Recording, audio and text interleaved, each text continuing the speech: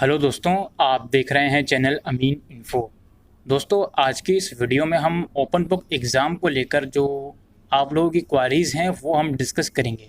ठीक है, तो चलिए शुरू करते हैं। सबसे पहली चीज़ दोस्तों, जो मोस्टली बच्चों की क्वारीज़ थी वो ये थी कि जो ओपन बुक एग्ज़ाम है उसका सारा प्रोसीजर किस तरीके का होगा। तो दोस्तों, यहाँ पर सिंपल सी चीज़ है दोस्तों कि यूनिवर्सिटी की जो गाइडलाइंस हैं वो ये कहती हैं कि हम एग्ज़ाम स्टार्ट होने से एक हफ़्ते पहले मॉक टेस्ट की सीरीज़ शुरू करेंगे वेबसाइट पर, पोर्टल पर। तो उस मॉक टेस्ट की मदद से आप लोग फेमिलियर हो जाओगे कि जो ओपन बुक एग्ज़ाम है उसमें जो सारा प्रोसीजर होगा, क्वेश्चन पेपर को डाउनलोड करने से लेकर आंसर शीट को स्कैन करने तक, वो प्रोसीजर क्या होगा उसके ऊपर हम पूरी डिटेल मॉक टेस्ट शुरू करेंगे। तो आप लोग थोड़ा और वेट करिए मॉक टेस्ट का। जैसे ही मॉक टेस्ट यूनिवर्सिटी की वेबसाइट पर आएगा तो वहाँ पर आपको देखने को मिल जाएगा, और मैं भी आपको वीडियो बनाकर प्रोवाइड कर दूंगा कि किस तरीके से आपको सारी चीज़ें करनी है। ठीक है, अब इसके अलावा कुछ और बच्चे सवाल करते हैं कि ओपन बुक एग्ज़ाम हमें टाइप करके देना होगा या फिर लिख कर। तो देखिए दोस्तों, सिंपल सी चीज़ है, ओपन बुक का जो एग्ज़ाम है वो आपको आंसर शीट पे लिखना है। ठीक है, उसके बाद उसका फ़ोटो खींचकर उसको स्कैन करना है। ठीक है, अब आप में से सवाल बच्चे ये भी पूछ रहे थे कि आंसर शीट जो होगी वो किस तरीके की होगी। देखिए दोस्तों, A4 साइज़ आपको शीट लेनी है और दोनों साइड प्लेन। ठीक है, बोथ साइड प्लेन शीट लेनी है A4 साइज़ की, और उसमें लिखना किस तरीके से है, जिस तरीके से मैं फ़ोन पकड़ता हूँ, आप लोग फ़ोन इस्तेमाल करते हैं, उस तरीके से लिखना है। ठीक है, लैंडस्केप मोड में नहीं लिखना। ठीक है, अच्छा, इसके अलावा आप लोग सवाल पूछ रहे हो कि एक उसमें गाइडलाइन के अंदर एक ऑप्शन था कि जो अंडरटेकिंग है उस पर टिक करने का, वो क्या चीज़ है, चीटिंग का चक्कर था, कुछ ऐसा कुछ उसमें ऑप्शन था। तो दोस्तों, वो ऑप्शन कुछ भी नहीं है। जैसे सपोज़ आप किसी यूनिवर्सिटी का एडमिशन फॉर्म फिल करते हो या फिर कोई भी गवर्नमेंट जॉब का फॉर्म, एसएससी का फॉर्म फिल करते हो, तो फॉर्म फिल करने के बाद जब आप लास्ट स्टेप पे जाने वाले होते हो तो वहाँ पर एक आपसे अंडरटेकिंग टिक करवाया जाता है कि भाई इस पर टिक कर दो। और इस पर टिक करने का मतलब ये है कि जो भी डिटेल आपने अभी तक फॉर्म में फिल करी हैं, आप ये कह रहे हो कि वो डिटेल बिल्कुल सही है।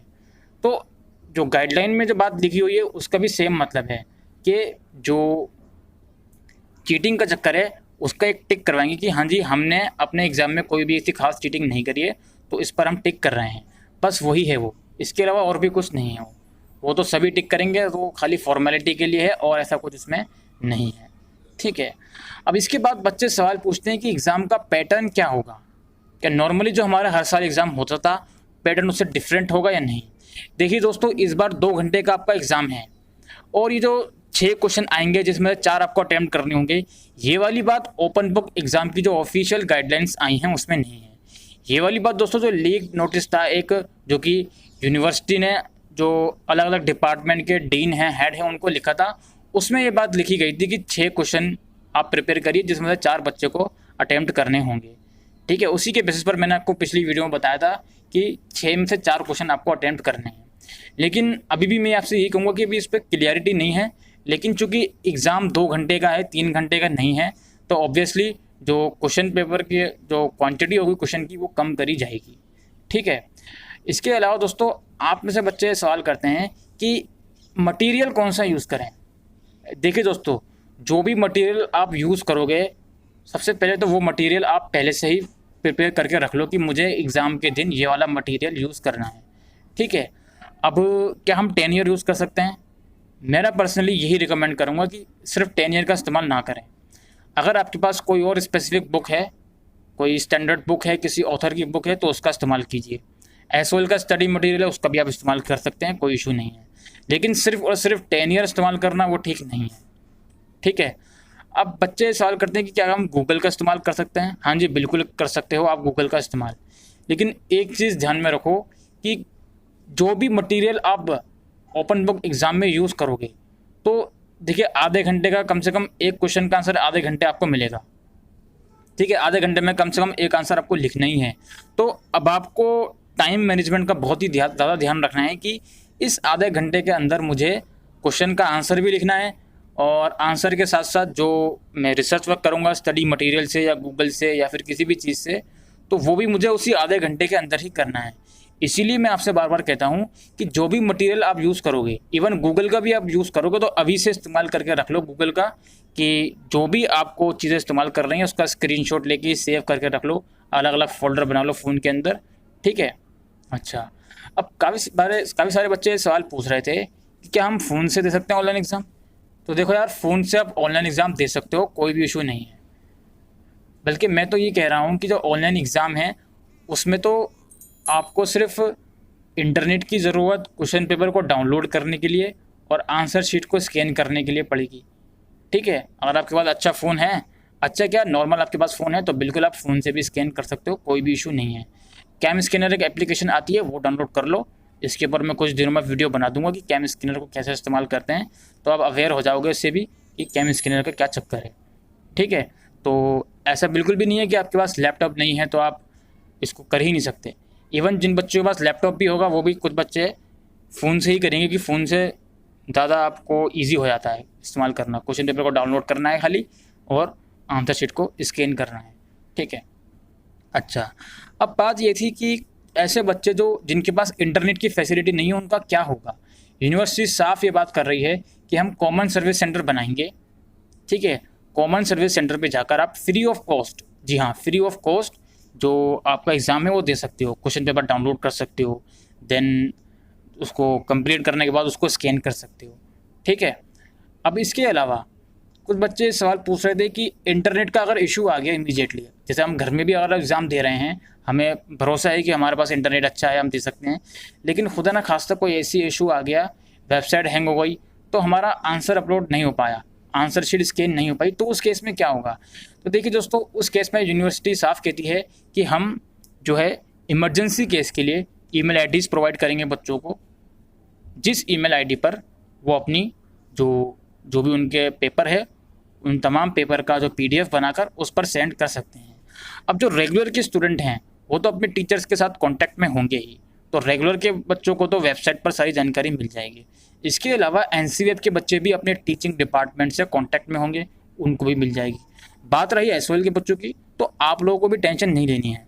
एसओएल की वेबसाइट पर ही जल्द ही जो डेजिग्नेटेड ईमेल आईडीज़ होती हैं या फ़ोन नंबर होते हैं वो प्रोवाइड करवाए जाएंगे, जिनकी आप हेल्प ले सकते हो, ठीक है। सिमिलरली दोस्तों, ये चीज़ दोनों तरीक़ों के लिए है, यानी कि अगर आंसर शीट स्कैन करने में दिक्कत आ रही है वेबसाइट पर तो आप ईमेल कर देंगे।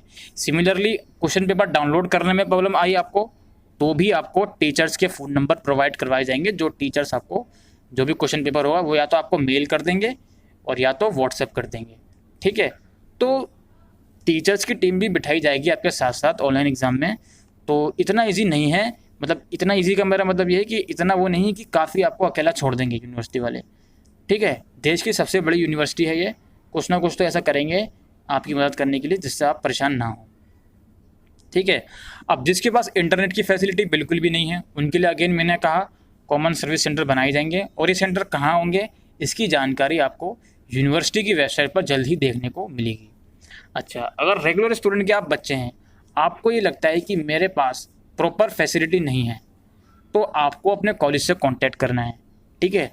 अपने कॉलेज से कांटेक्ट करिए, उनको ये बात उनके कान में पहुंचा दीजिए कि मेरे पास फैसिलिटी नहीं है, क्योंकि गाइडलाइन के अकॉर्डिंग उसमें साफ साफ लिखा है कि कॉलेज अगर चाहें तो प्रॉपर जो फैसिलिटीज़ हैं इंटरनेट की, कंप्यूटर की, वो प्रोवाइड कर सकते हैं बच्चों को, सोशल डिस्टेंसिंग को ध्यान में रखते हुए। तो अगर आपको लगता है कि आपके पास इंटरनेट की फैसिलिटी ये सब वगैरह नहीं है, तो आप अपने कॉलेज से भी कांटेक्ट कर सकते हैं।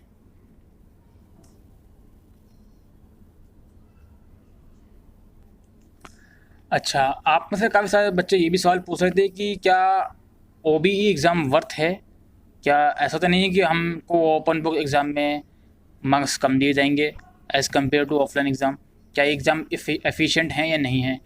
देखिए दोस्तों, इसका जवाब मेरे पास नहीं है, क्योंकि देखिए ओपन बुक एग्ज़ाम तो ये हैं, और काफ़ी सारे टीचर्स ऐसे हैं जिनको पता होगा कि बच्चे काफ़ी सारा स्मार्ट वर्क करेंगे, पहले से ही नोट्स बना के रख लेंगे, तो इसमें कोई बुराई भी नहीं है।